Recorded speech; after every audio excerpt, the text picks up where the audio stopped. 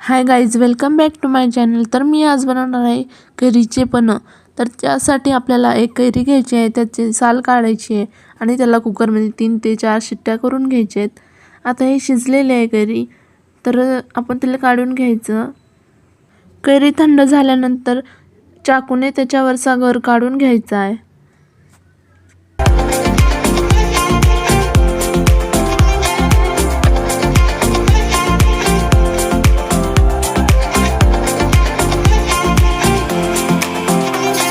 आता या सगळ्यांना मी एका ताटात काढून घेतले। आता याची कोळ टाकून द्यायची। तर एका मिक्सरच्या भांड्यामध्ये आपल्याला सगळा गर काढून घ्यायचा आहे। त्याच्यामध्ये 1 वाटी गूळ घालून घ्यायचं।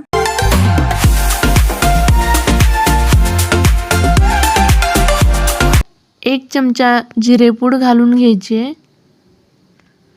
आणि 1 चमचा काळे मीठ। आता हे मिश्रण आपण वाटून घेऊयात। आता हे मिश्रण वाटून झालेलं आहे, आपण त्याला एका भांड्यात काढून घ्यायचं।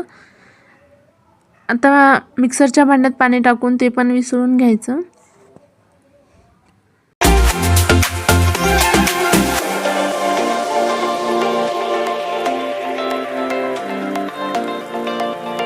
नंतर एका गाळणीनं ते गाळून घ्यायचं।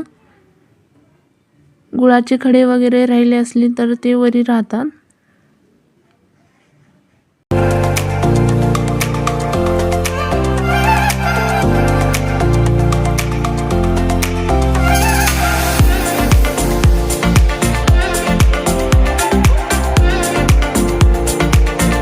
आता 1 चमचा तिखट, 1 चमचा मीठ मिक्स करून घ्यायचं आणि 1 काचेचा ग्लास घ्यायचा। त्या काचेच्या ग्लासला वरती लावून घ्यायचं। आता ग्लासामध्ये बर्फ टाकून घेऊयात, त्याच्यामुळं पन्ह थंड लागतं। आणि आता आपण त्याच्यात पन्ह टाकून घेऊयात।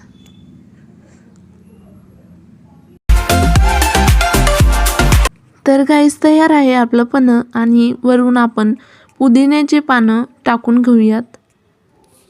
तर गाईस, तुम्हाला कशी वाटली माझी रेसिपी? तर गाईस, मला कमेंटमध्ये नक्की सांगा आणि माझ्या चॅनलला सबस्क्राईब करा, शेअर करा। तर उन्हाळ्यात हे पन्ह शरीराला थंडवा देतं।